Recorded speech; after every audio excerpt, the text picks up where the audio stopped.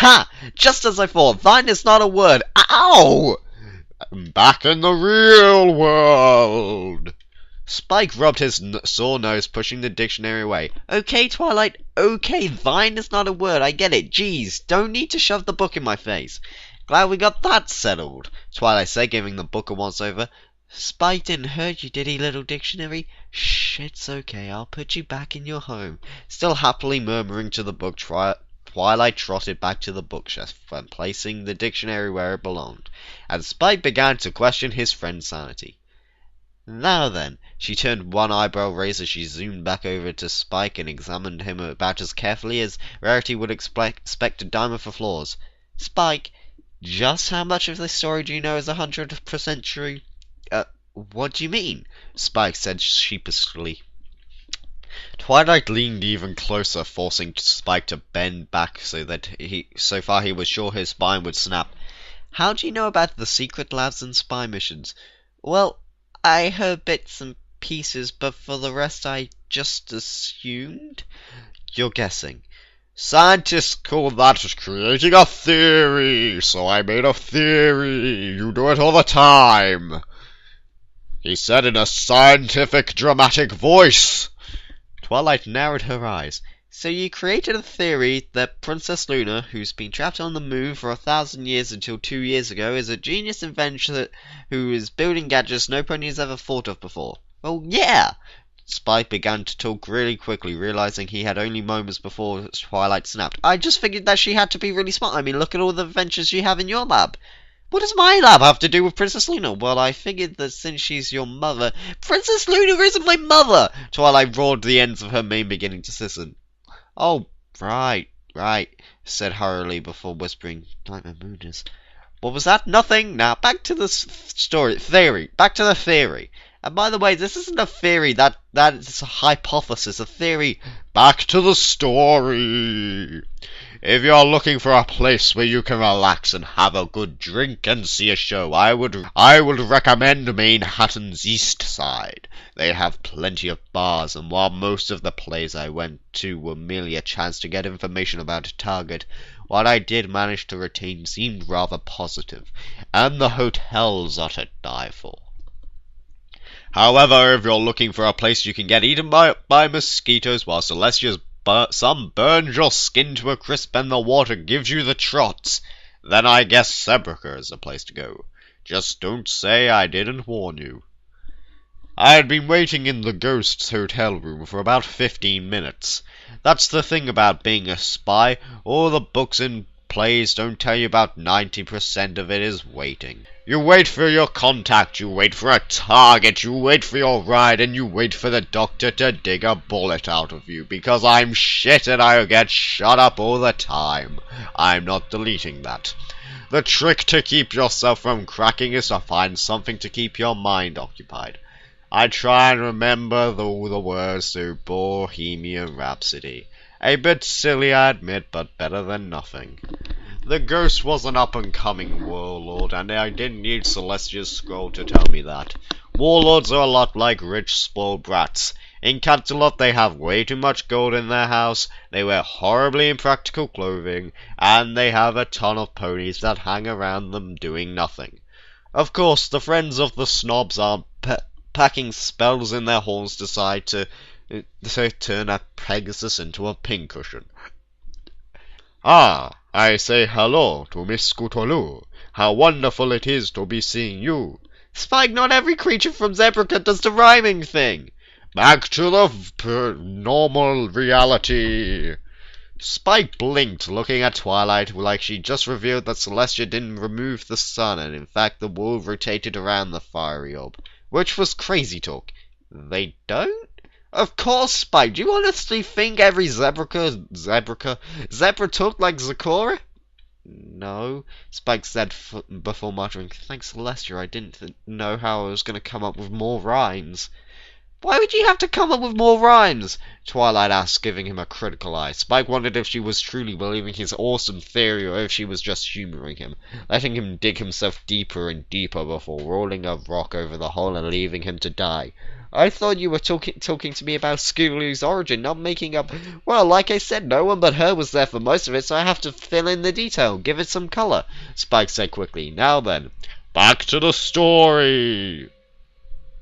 How are you, my new friend? The ghost said, giving me a hearty paw shake. Considering how small she is, must have left her rather dizzy. I, for my part, did all I could not to wipe my hoof in an attempt to get whatever lotion the ghost used off my body. I'm not your friend, ghost. I'm just a filly delivering some bits. Of course, the ghost said, leaning in close. I could smell the odor of death on his breath, and I forced myself not to gag. Now, about my bits. Right. I closed my eyes, quickly whispering the transporter spell that Luna had given me. Oh, so isn't it enough that she is a spy? She also has magic? Of course, it would be silly if she didn't. Yeah, silly. I was giving the hangers on one of my normal, please don't blaspheme, smiles when the scroll appeared in a flash of light. I blinked, not quite sure what to make of it. I had expecting a bag of bits, not a scroll. I felt, quickly opening it, I felt something I had not felt in a long time. Fear.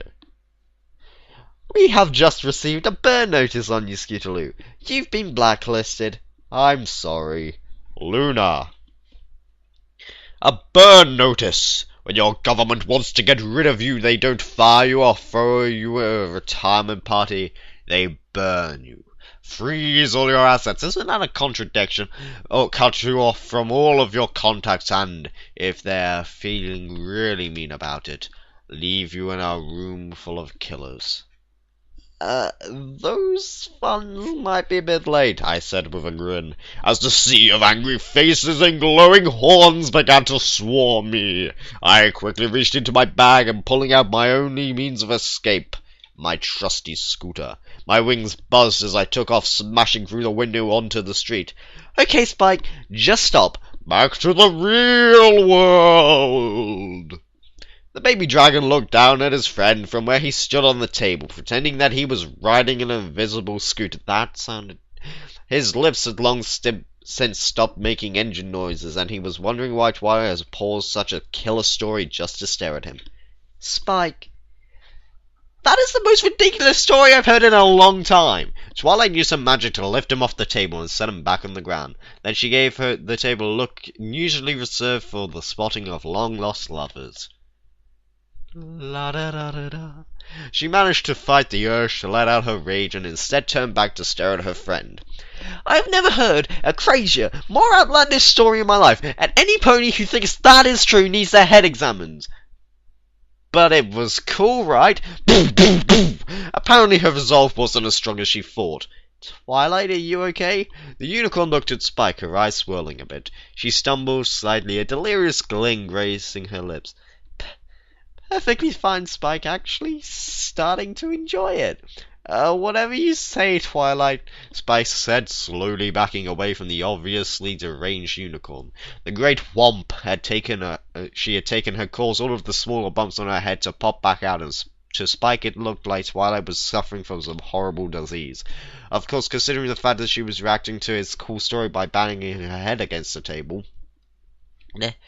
Princess Celestia, did you know you need a stallion and a mare to make a foal? Twilight, what are you doing? The unicorn, dazed by her repeated blows to the head, slowly began to wander towards the door, mumbling about shipping and spies and Scootaloo. Spike cringed as Twilight walked straight into a wall and just kept trotting forward as if trying to burrow her way out. Let me get that door for you, Twilight, Spike said quickly. Twilight mumbled something about rumors and began to stumble her way, her horn every once in a while letting off a spark of magic. It reminded him of Berry Punch after the last night of the Ponyville singles mixer. Hey Twilight, if I can have the day off, smash into that tree, he whispered. Wham! Yes! Spike exclaimed, pumping his fist, only for the feather duster to magically return to his hands. Aww. And that wraps up that chapter 2 of the many secret origins of Scootaloo. I'm a poet and I didn't even know it.